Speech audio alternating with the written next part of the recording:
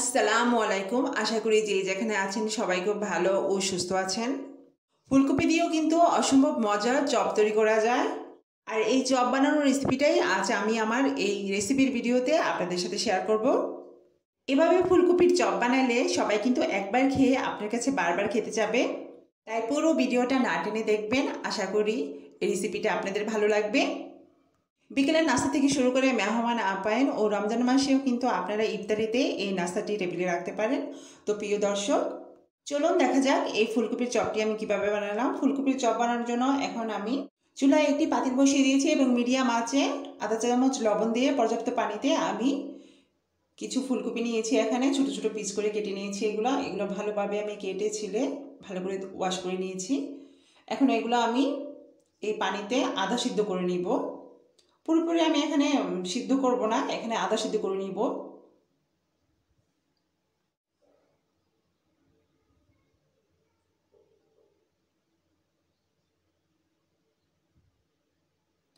দেখুন অনেকটাই কিন্তু সিদ্ধ হয়ে গিয়েছে।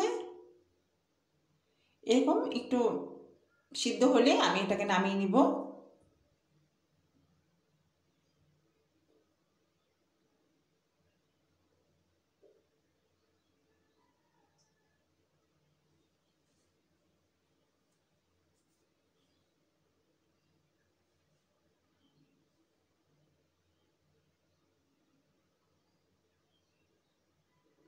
ফুলকপিগুলো সিদ্ধ করে নেওয়ার পর এখন আমি কিছু আলু নিয়ে নিয়েছি এখানে মাঝারি সাইজের।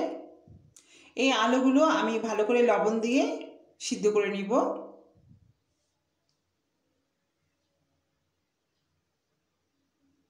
আলুগুলোকে আমি পুরোপুরি সিদ্ধ করে নিব।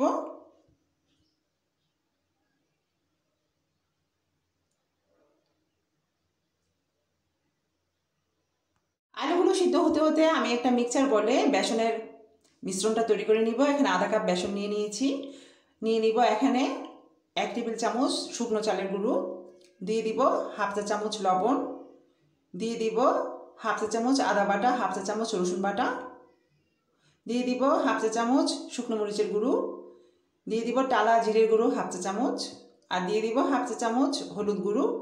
এই সবগুলো উপকরণ ভালো করে মিশিয়ে এখানে আমি হালকা পানি দিয়ে এগুলো একটু পেস্ট করে নিব।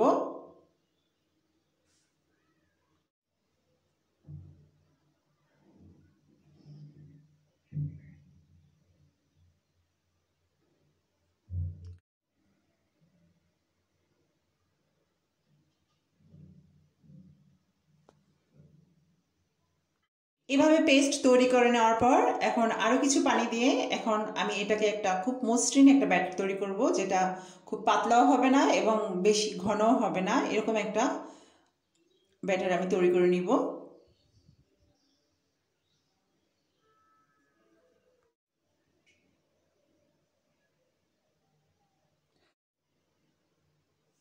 দেখুন আমার ব্যাটারটা কিন্তু বেশি পাতলাও হয়নি, ঘনও হয়নি। এই পর্যায়ে আমি এখন হালকা একটু জর্দা রং ইউজ করব। জর্দা রংটা দেওয়ার পর এখন আমি আরও নেড়ে চেড়ে এটাকে ভালোভাবে মিশিয়ে নিব।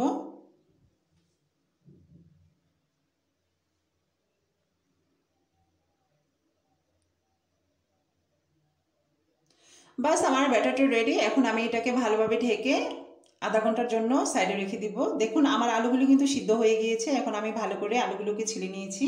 আর এই আলুগুলো আমি চটকিয়ে ভালোভাবে মিশিয়ে নিব। আর মিশানোর জন্য এখানে পেঁয়াজগুলো আমি লাল লাল করে সরিষার তেল দিয়ে ভেজে রেখেছি। আর নিয়ে নিয়েছি এখানে 1 টেবিল চামচ ধনিয়া পাতা কুচি, আর হাফ চা চামচ এখানে চাট মশলা নিয়ে নিয়েছি, আর 1 টেবিল চামচ চিলি ফ্লেক্স নিয়ে নিয়েছি। এখন আমি এই সিদ্ধ করা আলুগুলোকে একটু থেতো করে নিব।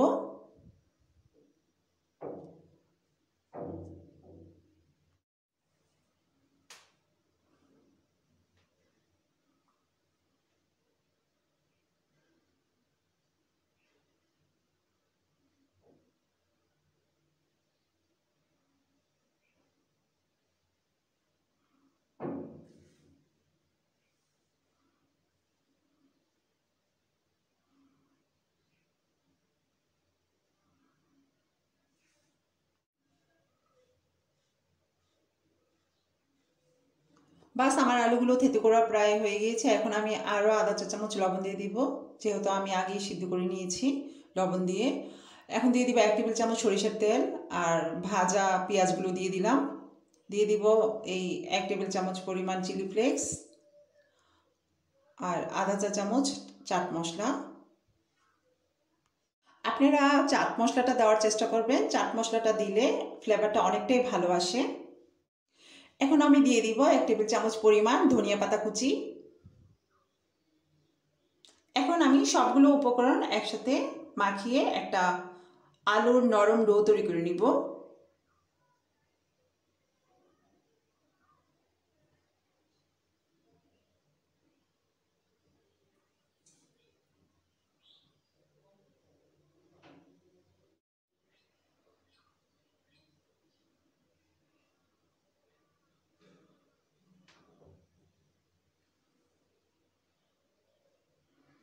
দেখুন আমার ডোটা প্রায় রেডি।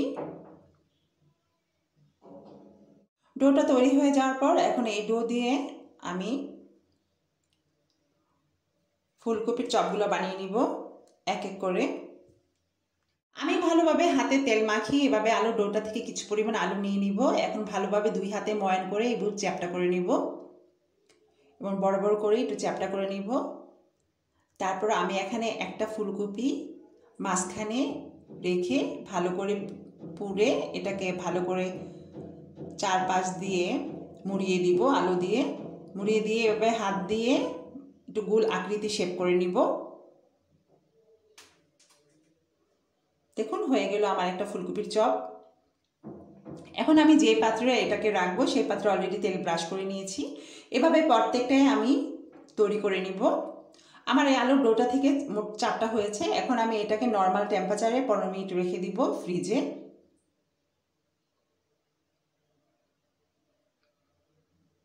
পনেরো মিনিট পর এখন আবারও ফিরে আসলাম।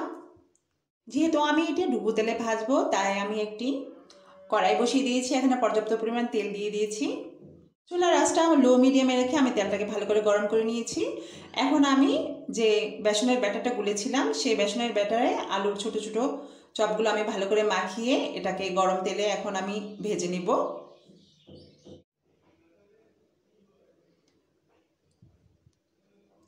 আর চুলার আঁচটা আমি এখন লোতে রেখেছি। এভাবে আমি সময় নিয়ে এটাকে একটু লাল লাল করে ভেজে নিব।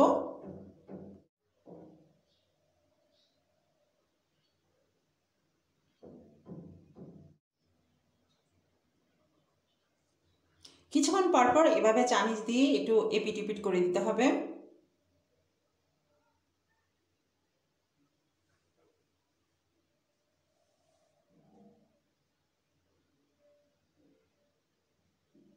চুলার আঁচটা হাই হিট করলে উপরটা কিন্তু বেশি হয়ে যাবে, ভিতরটা কিন্তু হবে না, খেতে ভালো লাগবে না। এখানে খুব লো মিডিয়ামে রেখেই এটা এই ভাজার কাজটা করতে হবে।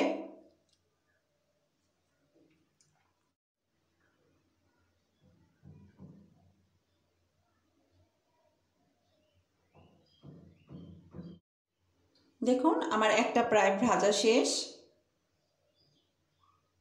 এভাবে কিন্তু আমি প্রত্যেকটাই ভেজে নেব, আপনাদের দেখার সুবিধার্থে আমি 2টা ভেজে দেখাচ্ছি।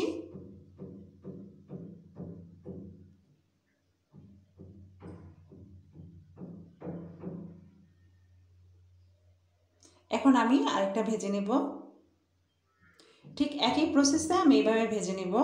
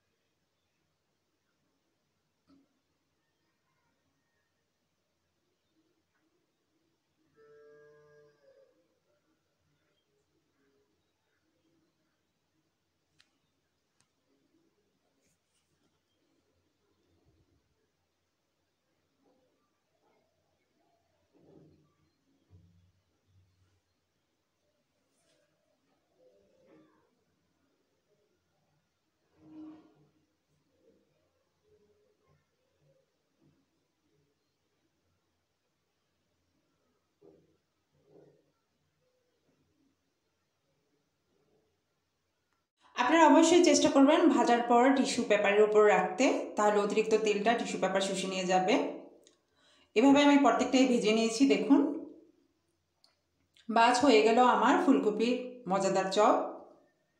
সার্ভিং ডিশে রেখে এটা আমি টমেটো সস দিয়ে পরিবেশন করেছি। আপনারা চাইলে যে কোনো কিছু দিয়ে এটা পরিবেশন করতে পারেন। তো আমি হালকা গরম অবস্থা থাকায় একটি কেটে দেখাচ্ছি। এটা এখনও হালকা গরম আছে। দেখুন, মাশাআল্লাহ অসাধারণ হয়েছে।